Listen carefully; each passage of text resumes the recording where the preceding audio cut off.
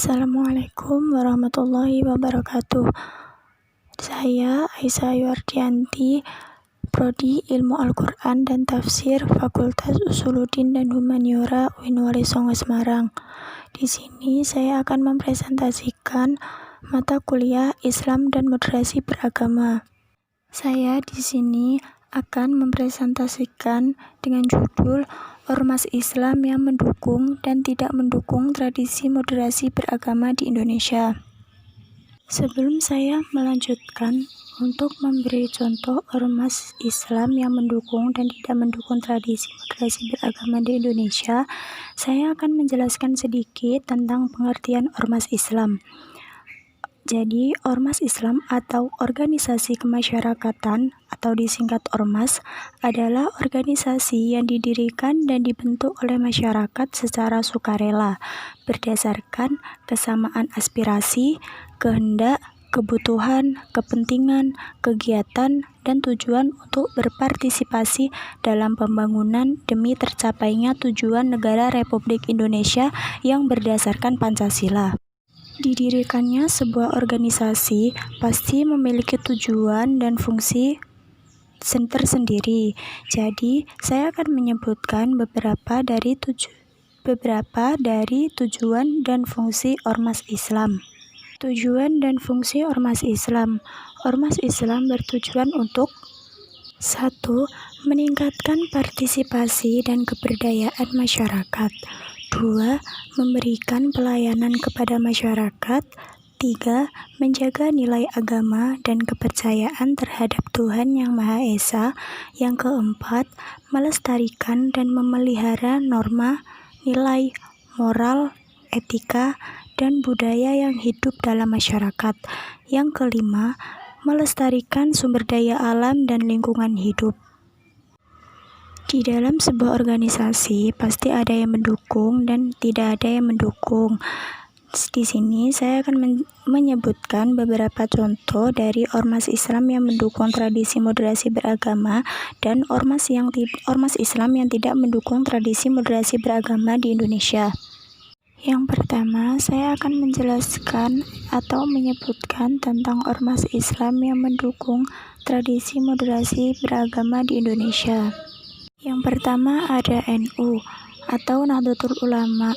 Nahdlatul Ulama atau biasa disebut dengan NU adalah salah satu organisasi Islam terbesar di Indonesia, dan NU juga salah satu organisasi yang mendukung berdirinya tradisi moderasi beragama. Sikap terbuka NU atas keberagaman dan perbedaan tidak mengherankan, selain karena dipengaruhi budaya eklektik Nusantara. NU juga dikenal memiliki prinsip tasawuf atau moderat, tasamuh atau toleran, serta tawazun atau proporsional dalam menyikapi berbagai persoalan, baik sosial, politik, maupun keagamaan. Yang kedua ada Syarikat Islam Indonesia. Syarikat Islam Indonesia atau biasa disebut SII atau SI Indonesia adalah organisasi massa pertama dan tertua di Indonesia yang didirikan pada tanggal 16 Oktober 1905. Itu juga adalah salah satu organisasi yang mendukung berdirinya tradisi moderasi beragama di Indonesia.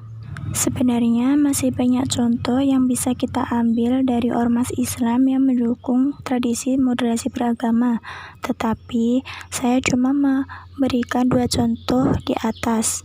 Sekarang saya akan menjelaskan atau memberikan contoh dari ormas Islam yang tidak mendukung tradisi moderasi beragama di Indonesia.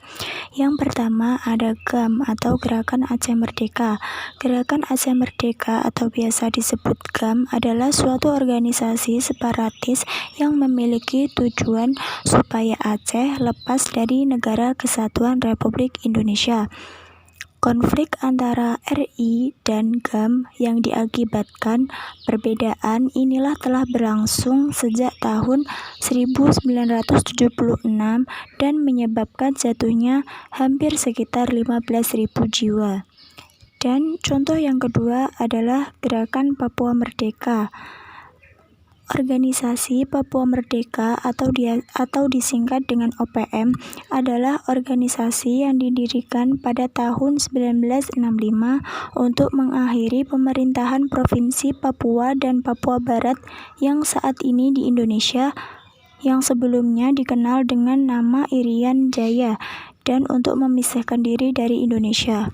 Gerakan ini dilarang di Indonesia dan memicu untuk terjadinya kemerdekaan bagi provinsi tersebut yang berakibat tuduhan pengkhianatan. Terima kasih atas partisipasinya. Saya memohon maaf apabila banyak kesalahan, dan saya cukupkan presentasi pada hari ini. Sekian dari saya. Wassalamualaikum warahmatullahi wabarakatuh.